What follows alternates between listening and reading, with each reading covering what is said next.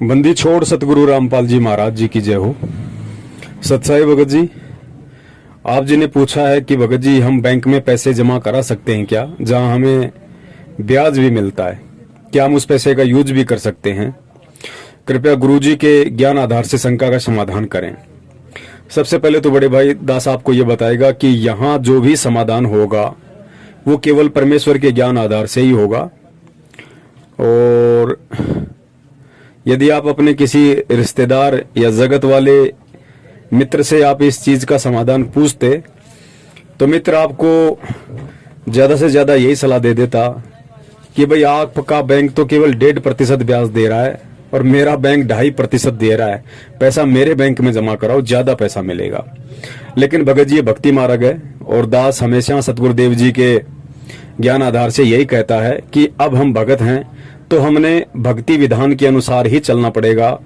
हमने जगत को देखकर अब एक कदम भी आगे नहीं बढ़ाना है। जगत चाहे कितना कमाए कितना गवाए, हमें उनसे किसी भी प्रकार की कोई प्रतिस्पर्धा या कोई राग द्वेष नहीं होना चाहिए। तो बहुत सारे भगत भाई बहन हैं, संगत में लाखों की संख्या में हैं, जिनको परमात्मा ने आर्थिक रूप से सुदृढ़ किया हुआ है, काफी माया है उनके पास में। और माया होना कोई बुरी बात नहीं है भगत जी, क्योंकि माया उनको अपने पिछले प्रारब्ध कर्मों के आधार से मिली हुई है। किसी पिछले कर्म में, किसी पिछले जन्म में जब परमेश्वर उनको मिले, ज्ञान दिया, तो उन आत्माओं ने अच्छा दान धर्म किया था, जिसका प्रतिफल आज परमात्मा दे रहे हैं। तो माया घर में होना कोई बुरी बात नहीं है। यदि सतगुरु भी है तो माया होना कोई बुरी बात नहीं है। और अगर सतगुरु नहीं है तो परमात्मा कहते हैं कि भाई नौका में पानी बढ़े और घर में बढ़ जा दाम, दोनों हाथ उलटियो यो ही शाणु काम। परमेश्वर कहते हैं जिस प्रकार नाव के अंदर पानी भर जाए और यदि उसको नहीं निकाला जाएगा तो वो नाव डुबो देगा, ठीक इसी प्रकार यदि किसी के घर में माया का अधिक संग्रह हो रहा है तो निश्चय ही उस घर पर आपत्ति मंडराने वाली है। कहने का मतलब है माया जिस घर में आएगी वहां पे कुछ कुबद और पाप कर्म ही लेकर आएगी। अब हम भक्ति मार्ग में हैं, अब हमने बहुत सोच समझ के इस माया का सदुपयोग करना है। परमेश्वर ने हमें माया के सदुपयोग का तरीका बता दिया है कि दान से बढ़ के माया का अन्य कोई सदुपयोग नहीं हो सकता है। अब दान किसको करें? दान केवल सुपात्र को किया जाता है। सुपात्र पृथ्वी पर केवल सतगुरु होता है और सतगुरु वर्तमान में शरीर रूप में हिसार जेल में बैठे हुए हैं। तो फिलहाल आप किसी अन्य कुपात्र को तो दान ना करें और माया को आप अपने पास रखिए जब तक सतगुरुदेव जी नहीं आते हैं। रही बात बैंक की कि बैंक में मेरा पैसा जमा है, वहां से मुझे ब्याज मिलता है। देखिए भगत जी, अगर आपके पास पैसा ज्यादा है तो बैंक में रखना आपकी मजबूरी हो सकती है, उसमें कोई बड़ी बात नहीं है, कोई दोष नहीं है। बैंक भी सेवा के लिए है। लेकिन आपको इतना भी पता होना चाहिए कि आपका पैसा बैंक जो रख रहा है 1 साल के लिए, 2 साल के लिए, और ऊपर से आपको ब्याज भी दे रहा है, तो सोचिए बैंक आपको ब्याज क्यों देगा और कहां से देगा। जाहिर सी बात है बैंक भी आपके पैसे से पैसा कमा रहा है। बैंक क्या करेगा, आगे उस पैसे को और अधिक ब्याज दर पे किसी बिजनेसमैन को, किसी व्यापारी को या किसी अन्य व्यक्ति को लोन देगा और उस व्यक्ति से पैसा वापस लेके फिर बैंक आपका पैसा वापस करता है। कहने का मतलब है बैंक भी आपके पैसे से पैसा कमा कर ही आपको ब्याज देता है, जितना प्रतिशत वो दे रहा है। तो भगत जी, बैंक से जो ब्याज रूप में हमें पैसा मिलता है, जो ब्याज का पैसा है भगत जी, वो अब हमने बिल्कुल भी यूज नहीं करना है, क्योंकि वो अनैतिक कमाई में आता है भगत जी, वो हमारी मेहनत की कमाई नहीं है। हमने तो बैंक को 1 लाख 2 लाख 10 लाख रुपया सुरक्षित रखने के लिए दिया था और उसके बावजूद भी बैंक हमें 1% या 2% ब्याज उस पैसे का दे रहा है। तो सोचिए वो पैसा बैंक आगे किन किन लोगों को दे रहा होगा। आपके पैसे का कुछ अंश या आपका पैसा कौन कौन लोग यूज में लेके बैंक के माध्यम से अपना व्यापार करते हैं, अपना बिजनेस करते हैं, और वो लोग उस पैसे को कैसे कैसे व्यापार में लगाते हैं। मान लीजिए कोई शराब माफिया है, कोई अपना बुचड़ खाना चलाता है जहां पे जानवर काटे जाते हैं, किसी के मिलावट का धंधा है। बहुत सारे ऐसे लोग हैं और यहाँ तो 90% लोग अनैतिक व्यापार ही अधिक करते हैं। पाप की जो कमाई है वो लोग अधिक खाते हैं, क्योंकि बिना गुरु बिना ज्ञान के लोग धर्म की और नेक कमाई नहीं खा सकते यहाँ पे। तो आपका पैसा बैंक ऐसे ऐसे व्यापारी लोगों को देता है जो लोग अनैतिक तरीके से माया का संग्रह करते हैं। इसीलिए उन लोगों से पैसा कमा के फिर बैंक आपको कुछ प्रतिशत देता है और कुछ प्रतिशत बैंक अपने पास रख लेता है। तो वो ब्याज रूप का जो पैसा है, मान लीजिए आपने बैंक में 5 लाख रुपए रखे, 2 साल बाद बैंक आपको 5.5 लाख रुपया दे रहा है, तो 5 लाख तो भगत जी आपकी कमाई है, उसको तो आप जी सेफ रख सकते हैं। लेकिन जो 50,000 रुपया आपको एक्स्ट्रा मिला है ब्याज रूप में, वो भगत जी हमारे लिए जहर के बराबर है। वो अनैतिक तरीके से हमारे पास पैसा आया है, वो अधर्म की कमाई है। हम उस पैसे का अपने पारिवारिक या सांसारिक रूप में किसी भी रूप में हम उस पैसे का प्रयोग नहीं कर सकते, वरना वो पैसा हमारे परिवार के लिए जहर का काम करेगा, क्योंकि वो हमारी मेहनत और हक हलाल की कमाई नहीं है भगत जी। वो उन लोगों के द्वारा कमाई गई पाप, अधर्म और अनैतिक रूप से पैसा इकट्ठा करके बैंक को कुछ अंश दिया गया, वो कमाई थी, जो कमाई अब हमारे काम की नहीं है। तो बैंक में पैसा रखना ठीक है, आपकी मजबूरी हो सकती है, और बैंक का ये रूल है कि बैंक उस पैसे का ब्याज आपको जरूर देगा। तो फिलहाल आप ये कर सकते हैं भगत जी, बैंक से तो आपको वो पैसा लेना ही लेना है, लेकिन जितना पैसा ब्याज का आपको बैंक की तरफ से मिला है, वो पैसा आपने अपने सांसारिक किसी भी क्रिया में यूज नहीं करना है। अब ना अपने बच्चों की पढ़ाई में यूज करना, ना घर के राशन में यूज करना।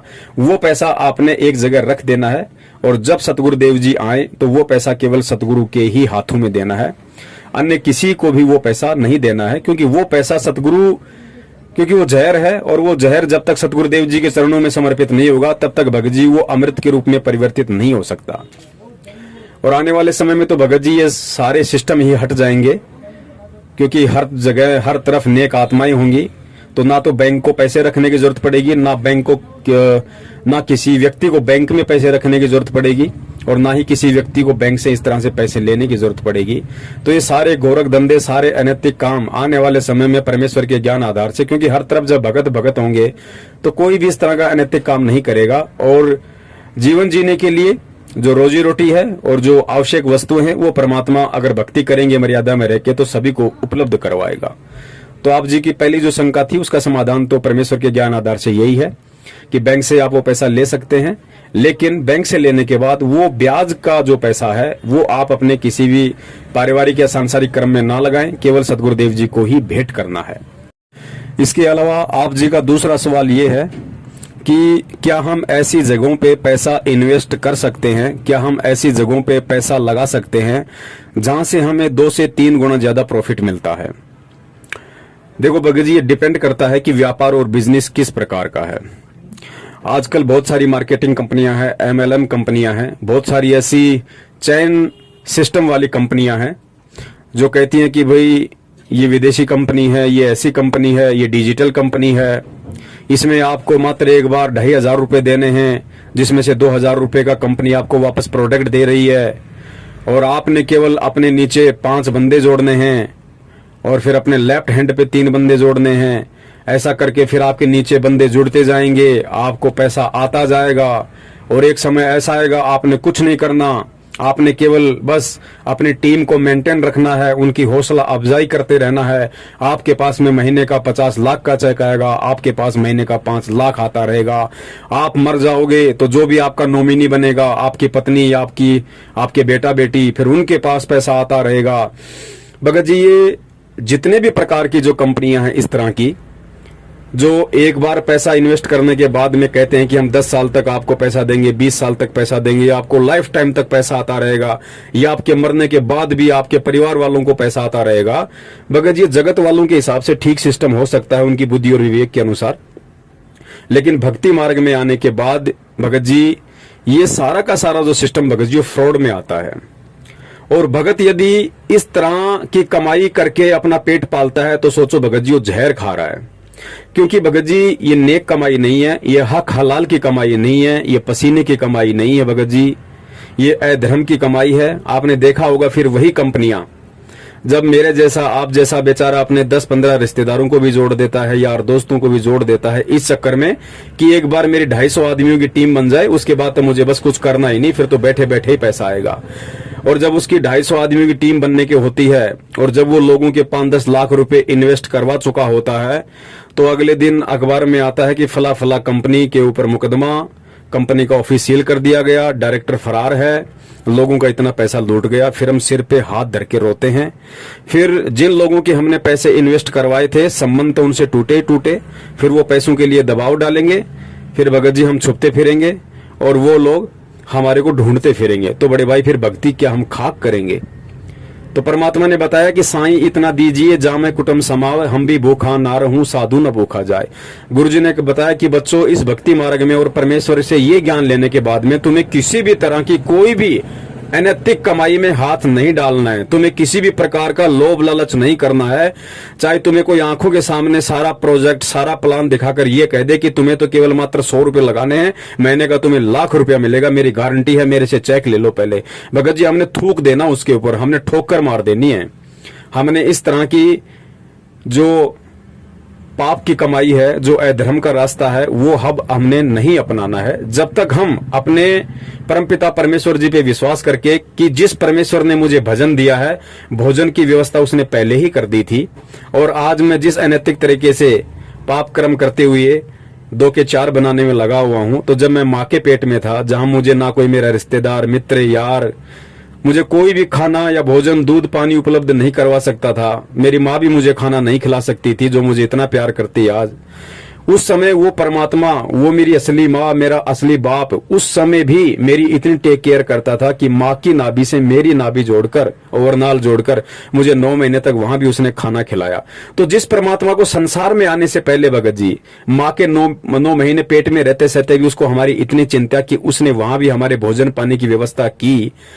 और फिर भगत जी क्या हमें अब इतना विश्वास भी नहीं है, जबकि हम तो गुरुदेव से ज्ञान ले चुके हैं, उसके बाद तो हमें क्या इतना भी विश्वास नहीं है कि जिस परमात्मा ने 9 महीने माँ के पेट में हमारे लिए इस कदर भोजन पानी की व्यवस्था की, तो माँ के पेट से जब बाहर आएंगे और जितने भी उम्र उस परमात्मा ने दी है भगत जी, उस उम्र तक का 2 टाइम का खाना परमात्मा ने पहले ही लिख कर दे दिया था। ये इंसान तो भगत जी इतना सब कुछ प्राप्त करके, इतने सारे भौतिक साधन प्राप्त करके भी लोगों को ठगने में लगा हुआ है, अनैतिक तरीके से 2 के 4 बनाने में लगा हुआ है। और खाना क्या है इसको? खाना कुछ नहीं भगत जी, खाना केवल 2 रोटी सुबह, 2 रोटी शाम को। कोई घी लगा के खा लेता है, मेरे जैसा कोई चटनी के साथ खा लेता है, फर्क केवल इतना ही है। लेकिन पाप कर्म कितने कमा लेता है उसकी कोई गिनती नहीं है। परमेश्वर कहते हैं, नालायक तू तो 2 टाइम का आधा किलो भोजन भी नहीं करता होगा, और एक हाथी एक दिन में मन भर खाता है, और वो तेरी तरह ना 2 के 4 करता है, ना लोगों को ठगता है, ना किसी MLM कंपनी में जुड़ता है, ना किसी मार्केटिंग कंपनी के तहत जुड़ता है, और ना ही वो तुम्हारी तरह कोई व्यापार धंधा करता है। फिर भी उसको परमात्मा मन भर खिला के सुलाता है। परमेश्वर कहते हैं कि वो मालिक भूखा उठाता अवश्य है, लेकिन भूखा सुलाता किसी को नहीं है। और परमेश्वर की वाणी है कि पो पाटी पगड़ा भया और जागी जिया जून, सब काहों को देत है वो चौथ समाना चून। परमात्मा चीटी को कण और हाथी को मन सभी को देता है। तो भगत जी हम मानव रूप में हैं, परमेश्वर ने हमें जानवरों से विशेष बुद्धि दी है, और ऊपर से परमात्मा ने आके अपने शरण में लेके हमने तत्व ज्ञान दे दिया, विशेष ज्ञान दे दिया।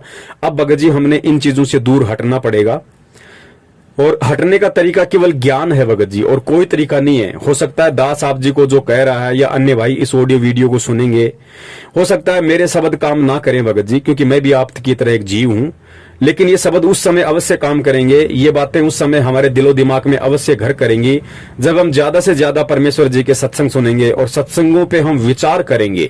क्योंकि सत्संग सुनने मात्र से भी कुछ नहीं होने वाला। परमात्मा ने कहा कि सत्संग सुनकर जब तक हम उस सुने हुए सत्संग पर, परमात्मा की बातों पर विचार नहीं करेंगे कि परमात्मा ने ये बात इस तरीके से क्यों कही, क्या रीजन है, परमेश्वर हमें क्या समझाना चाहते हैं, जब तक हम उस पर चिंतन नहीं करेंगे, मनन नहीं करेंगे, अमल करने की कोशिश नहीं करेंगे, तो सुनना भी हमारा व्यर्थ है।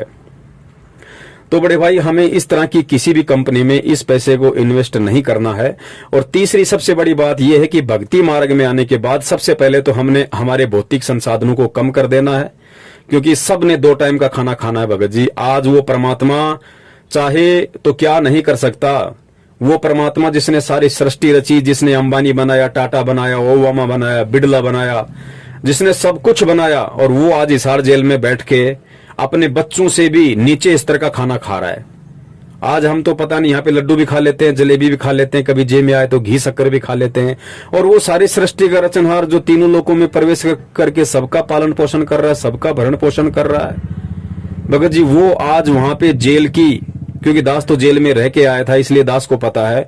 वो परमात्मा तो वहां जेल में भगत जी, वहां तो गिनती की 4 या 5 तो चपातियां मिलती हैं, वो भी सूखी सूखी पतली पतली पापड़ जैसी, और बिल्कुल पानी की दाल मिलती है भगत जी, थोड़े से चावल मिलते हैं, थोड़ी सी आलू की सब्जी मिलती है भगत जी। वो सारे सृष्टि का रचनहार जो पूरी दुनिया को ऐसो आराम करवा रहा है उनके संस्कार वश, और आज खुद वो जेल में बैठ के 2 चपाती सुबह 2 चपाती शाम को खा रहा है, और वो भी एक ऐसा भोजन जो भोजन इतनी घटिया क्वालिटी से बनाया जाता है। क्योंकि कैदियों को किस प्रकार का भोजन दिया जाता है हम सब जानते हैं भगत जी, बताने की जरूरत नहीं है। तो कहने का मतलब भगत जी, हमने अब इस भक्ति मार्ग पे हमारे बाप को देख के चलना पड़ेगा, भक्ति मार्ग के संविधान को हमें देख के चलना पड़ेगा। ठीक है, हमारे प्रारब्ध या संस्कारवश हमारे घर में पैसा है, माया है, लेकिन हमने उस माया को 2 से 4 करने की अब नहीं सोचनी है, और जो माया है उसका भी हमने परमेश्वर के ज्ञान आधार से बहुत सोच समझकर सदुपयोग ही करना है। हमने किसी भी अनैतिक काम में नहीं लगाना है, किसी भी ऐसे फ्रॉड व्यक्ति को वो पैसा नहीं देना है जो उस पैसे का दुरुपयोग कर सकता है, या हमने 2 से 4, 4 से 8 प्लाट लेके नहीं पटकना है। हमने ये भी नहीं सोचना है कि मैं ये 15 दुकान बना लूं, मैं 20 दुकान बना लूं, सारा जीवन मेरे तो आराम से पैसा आता रहेगा। भगत जी, जो है जैसा है वर्तमान में उसी में संतोष करो। परमात्मा ने कहा कि जितना आवश्यक है उतना उस पैसे का इन्वेस्ट करो, और ये देखो कि परमात्मा दाल रोटी का काम चल जाए, ये माया ये जहर मेरे घर में ज्यादा प्रवेश ना करे, बस आपके दास को सुकून रहे। और जिसके पास पैसा है तो भगत जी परमात्मा ने बताया फिर दान से बढ़कर उस पैसे का कहीं कोई सर्वश्रेष्ठ इन्वेस्ट नहीं है। दान से बढ़कर सर्वश्रेष्ठ इन्वेस्ट और कोई नहीं हो सकता है। और दान केवल सुपात्र यानी सतगुरुदेव जी को ही देना है, और उनके आने के बाद देना है, या गुरु आश्रम में हो तो गुरु को ही देना है, या अन्य किसी जगह यदि आप पैसा लगाओ तो उससे पहले आप अपने गुरु की सलाह अवश्य ले लो, गुरु से आदेश अवश्य ले लो कि परमेश्वर इस तरीके से आपका दास ये काम शुरू करना चाह रहा है, आप जी की क्या आज्ञा परमात्मा, जो इस दास के हित में हो वो आप परमेश्वर करना, उसी का आप मुझे आदेश देना। कहीं आगे चल के ये व्यापार, ये धंधा, ये पैसे का इन्वेस्ट मेरे लिए जी का जंजाल ना बन जाए, मुझे भक्ति और भगवान से दूर ना कर दे। तो गुरु अगर सामने है तो इस तरह से हम उनसे प्रार्थना करें, और गुरु सामने नहीं है तो हम उनसे संकल्प करें, हम उनसे अपने घर पे अंतरात्मा से अंतर्यामी समझकर हम परमेश्वर से संकल्प करें, और फिर सभी आपस में सलाह लेके बहुत सोच समझ के हम उस पैसे का इन्वेस्ट करें। और इस तरह का हमने पैसा कहीं इन्वेस्ट नहीं करना जहां में 2 का 4 मिल जाए, 4 का 6 मिल जाए। भगत जी अनैतिक कमाई है और आगे चल के ये हमें दुखी करेगी। अब बहुत सारे भगत भाइयों को शंका ये भी हो सकती है कि भगत जी अगर मेहनत की खानी है तो बहुत सारे भगत भाई ऐसे हैं जिनके पास बहुत ज्यादा पैसा है, पहले का पैसा है, प्रॉपर्टी बहुत है, प्लाट बहुत है, उनको काम धंधा करने की आवश्यकता नहीं है। तो बड़े भाई वो आप लोगों के ऊपर कंडीशन लागू नहीं है। आप लोगों के पास जो पैसा है वो आपके प्रारब्ध का है, आपके संस्कार का है, वो आपकी कोई हराम की कमाई नहीं है। क्योंकि परमात्मा कहते हैं कि धर्म तो 10 के नहीं 10 के 3 लोक। तो आपने किसी जन्म में दान धर्म किया हुआ है जिसके प्रतिफल में आज परमेश्वर ने आपको संपत्ति दी है, माया दी है, लेकिन आप उस माया का सदुपयोग करो और बाकी का समय अपने परमेश्वर की भक्ति में लगाओ। कोई फौज पुलिस से रिटायरमेंट या किसी अन्य सिविल सर्विसेज से या प्राइवेट कंपनी लिमिटेड से रिटायरमेंट भगत भाई हैं, वो भी सोचते हैं कि भगत जी अब हम रिटायरमेंट आ गए, काम धंधा हम क्या करें, अब हमें तो पेंशन मिलती है, अब क्या हम उन पेंशन का प्रयोग करें या ना करें। बहुत सारे भगत भाइयों के फोन आए थे। तो दास निवेदन करेगा, देखिए आप फौज में थे, आर्मी में थे, किसी कंपनी में थे, तो और वहां से यदि अब आपको बुढ़ापे में पेंशन मिल रही है तो भगत जी वो आपका अधिकार है, वो आपका राइट है, क्योंकि आपने अपने जीवन के 30, 40, 50 साल उस कंपनी को दिए हैं, आपने उस स्ट्रक्चर को खड़ा किया है, आपके कारण हजारों लाखों लोगों को रोजगार मिला हुआ था। तो आप उस कंपनी का एक हिस्सा थे, आपने अपने जीवन के 40 बेशकीमती वर्ष उस कंपनी को बनाने में दिए हैं। तो आप बुढ़ापे में वो आपका अधिकार बनता है, कंपनी का भी ये राइट बनता है, उसका कर्तव्य बनता है कि ऐसी स्थिति में जब उस व्यक्ति ने अपनी पूरी जवानी उस कंपनी को निमित्त कर दी, उस देश को निमित्त कर दी, उसके बाद में उनका भी ये कर्तव्य बनता है कि बुढ़ापे में उसकी टेक केयर के लिए, उसके सफल जीवन के लिए कुछ पेंशन वगैरह या कुछ इस तरह की व्यवस्था की जाए जो परमेश्वर ने करवा भी रखी है। तो फौज पुलिस वाले भाई या अन्य किसी सिविल सर्विसेज वाले भाई जो रिटायरमेंट है उनको पेंशन वगैरह मिल रही है, वो उनके हक की कमाई है बड़े भाई। और आप लोगों को ठीक है, अगर आपका मन नहीं लगता घर पे, कोई छोटा मोटा दुकान वगैरह पे बैठना चाहते हो कोई करके, उसमें कोई दोष नहीं है, कोई दो राय नहीं है। आपका बच्चे ने कोई दुकान व्यापार कर रखा, आप उसमें भी सहयोग कर सकते हैं। अलग से भी अपना छोटा मोटा कोई टाइम पास करने के लिए कि ठीक है थोड़ा बोर नहीं होऊंगा, बैठ के परमात्मा की भक्ति भी हो जाएगी, 1500 रुपये आ जाएंगे दिन में, वो ठीक है, उसमें कोई दोष नहीं है। बाकी पेंशन आपका हक है भगत जी, वो आपकी मेहनत है, वो उसमें आपको कोई दोष नहीं है। तो इस तरीके से भगत जी बहुत सोच समझ के हमने इस परमेश्वर के मार्ग पे कदम रखना है, ताकि हमारी छोटी सी गलती हमारे लिए कोई जी का जंजाल ना बन जाए, हमें परमेश्वर के विधान से दूर ना कर दे। तो जो भी हम करें बहुत सोच समझ के करें। सत साहेब, जय हो बंदी छोड़ के।